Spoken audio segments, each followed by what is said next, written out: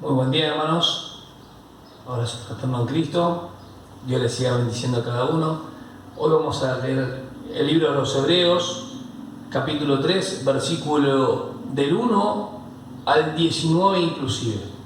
Vamos a dar lectura. El otro día hemos hablado de no descuidar la palabra de Dios, tomando como referencia que la Escritura es palabra de Dios. Algunos dicen contiene, no. Contiene mensajes para la persona que recién inicia, contiene mensajes para la persona que ya está madura en el caminar, pero es palabra de Dios. Esencialmente, intrínsecamente, tiene poder, no solamente para salvar, sino para seguir transformando nuestras vidas. Y eso es importante porque es de origen divino. El otro día hemos mencionado algunas cosas, algunas verdades importantes de por qué no descuidar la salvación tan grande, lo cual ya hemos oído que acerca del Hijo está en la revelación completa y ha sido consumada. ¿Por qué Jesús es mayor o superior a los ángeles en su persona y su obra? ¿Y qué es lo importante para poder entender el plan de salvación de por qué Dios se hizo carne o por qué Jesús, el Hijo de Dios, entró en la experiencia humana? Y di algunos puntos, por ejemplo, para vencer al diablo, para sacar a aquel que tenía el imperio de la muerte, participó de carne y sangre para socorrer a la descendencia de Abraham, y es un sumo sacerdote e intercesor perpetuo para aquellos que en él creen.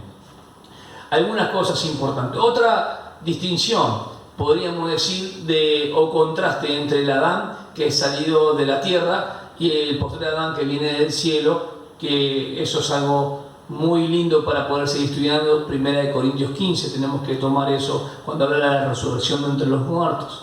Poder entender esos pasajes nos van a llenar de entusiasmo, de alegría, de gozo también por saber la obra que Cristo ha realizado. No es poca cosa. No descuida una salvación tan grande, paralelo, no sea que nos deslicemos. Hoy habla un poco también de la confesión de aquellos que hemos creído. Así que el capítulo 3, cuando habla que Jesús es superior a Moisés, hay que entender el relato, y la ilustración hoy nos va a estar enfocada en Éxodo 32 como el otro día, que era el becerro de oro. Hoy va a estar en la peña de Horeb, Éxodo 17 del 1 al 7. Ilustramos con el ejemplo que a Israel le pasó literalmente. ¿Y qué es lo que le pasó a Israel? Por dudar de la palabra de Dios, en la cual ellos habían comprometido, esto haremos obedecer. Entonces lo lleva como consecuencia o resulta en una incredulidad y una dureza de corazón. Versículo 1 dice del capítulo 3 a los Hebreos: por tanto, hermanos santos, participantes del llamamiento celestial, considerad a Jesús, el apóstol y sumo sacerdote de nuestra fe, el cual fue fiel al que le designó, como también lo fue Moisés en toda la casa de Dios, porque él ha sido considerado digno de más gloria que Moisés, así como el constructor de la casa tiene más honra que la casa. Porque toda la casa es hecha por alguno, pero el que hace todas las cosas es Dios. Y Moisés fue fiel en toda la casa de Dios como siervo, para testimonio de lo que se iba a decir más tarde. Pero Cristo fue fiel como hijo sobre la casa de Dios, cuya casa somos nosotros, si retenemos firme hasta el fin nuestra confianza y la gloria de nuestra esperanza. Cuidado con estos condicionales. Los condicionales de primera en el griego son un yaqué, están en una afirmación. Por lo cual, como dice el Espíritu Santo, del versículo 7, inclusive hasta más adelante, viene la exhortación y viene la advertencia. La advertencia no es solamente exhortar y dar ánimo, vamos, seguir adelante. No, la advertencia tiene que ver con que si no haces esto, tiene una consecuencia. Dice, por lo cual, como dice el Espíritu Santo, si oís su voz no endurezcáis vuestros corazones.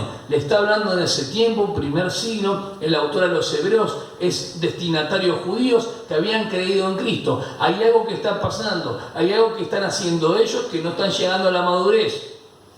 ¿Qué era la madurez? En la forma de la experiencia de lo que Dios le había dicho, llegar a la tierra de Canaán, llegar al reposo. ¿Por qué Israel no llegó a la madurez? Bien, primero por descuidar la palabra. Hoy vamos a ver por dudar de la palabra de Dios. Dice, no endurezcáis vuestros corazones como en la provocación, como en el día de la prueba en el desierto, donde vuestros padres me tentaron al ponerme a prueba, y vieron mis obras por 40 años, por lo cual me disgusté con aquella generación y dije, siempre se desvían en su corazón y no han conocido mis caminos. Como juré en mi ira, no entrarán en mi reposo, en la tierra de Canaán. Versículo 12, tened cuidado, hermanos, ahí va la aplicación, o mejor dicho, la ilustración. Esto le pasó a Israel, son paralelismos, no son contrastes. Esto que les sirva a ustedes para que no le pase lo mismo. Tened cuidado, hermanos, no sea que en alguno de vosotros haya un corazón malo de incredulidad para apartarse del Dios vivo. Esto, apartarse del Dios vivo, no es en el sentido del cristiano, jamás se puede salir de Cristo. Es apartarse, es desviarse de la fe. Puede ser negar al Señor, puede ser desligarse de la gracia, por agarrar algún tipo de obras, o pensar que alguna liturgia ahora le puede... Él es salvo por la gracia, pero algún tipo de liturgia, de obras o de activismo religioso, piensa que por eso puede agarrar galardones y coronas. O puede ser que algún hermano esté tentado a pensar que por sus obras se santifica. Y en realidad el que hace en nosotros y por nosotros el Espíritu Santo a través de nuestra vida, que ya lo expliqué, en nuestra carne nada podemos hacer. Cuando habla para apartarse del Dios vivo tiene una connotación bastante especial y tiene distintos aspectos en nuestras vidas. A veces nos desviamos por la doctrina que escuchamos, a veces nos desviamos por el mal testimonio, a veces por la falta de ánimo, porque no tenemos ni ganas de orar a Dios, donde debemos depender en oración, ni escuchar su palabra, que donde el Señor nos habla para alimentarnos. Entonces, dice, antes exhortados los unos a los otros cada día, mientras todavía se dice, hoy no sea que alguno de vosotros sea endurecido por el engaño del pecado. Las personas que están pronto a desviarse, obviamente que van a estar más sensibles en cuanto al pecado y a ser de vuelta cautivos de aquello de lo que una vez habían sido libres. Porque somos hechos partícipes de Cristo, o sea que eran hermanos. Si es que retenemos firme hasta el fin el principio de nuestra seguridad. En cuanto se dice, si oís su voz, no endurezcáis vuestro corazón, o vuestros corazones como en la provocación. Porque, ¿quiénes habiendo oído le provocaron? Ahí se remite o va hacia el Viejo Testamento. ¿Acaso no fueron todos los que salieron de Egipto guiados por Moisés? ¿Y con quiénes se disgustó por 40 años? ¿No fue con aquellos que pecaron, cuyos cuerpos cayeron en el desierto? ¿Y a quiénes juró que no entrarían en su reposo, sino a los que fueron desobedientes? Vemos pues que no pudieron entrar a causa de su incredulidad. Quiero marcar algunos puntos en cuanto a no dudar de la palabra. Los versículos primeros vemos que así como podemos decir que el libro es importante, el libro y todo lo que contiene, pero más importante es el autor del libro.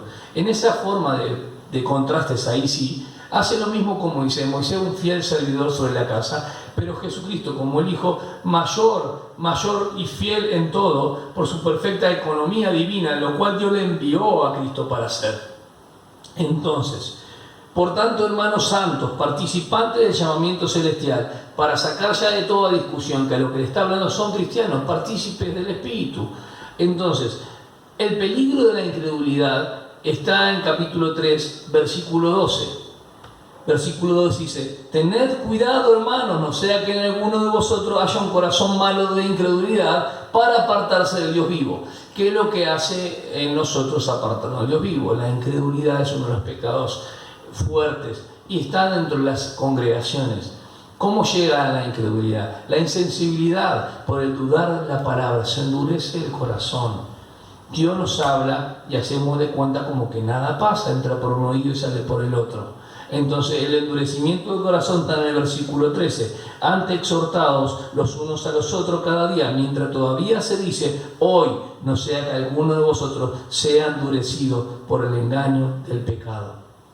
La incredulidad lo que va a traer, primero viene el dudar de la palabra de Dios, el enemigo sigue azotando la barca del creyente, viene la incredulidad un poco más fuerte, porque eso es la duda, justamente trae incredulidad y hace que el corazón se endurezca.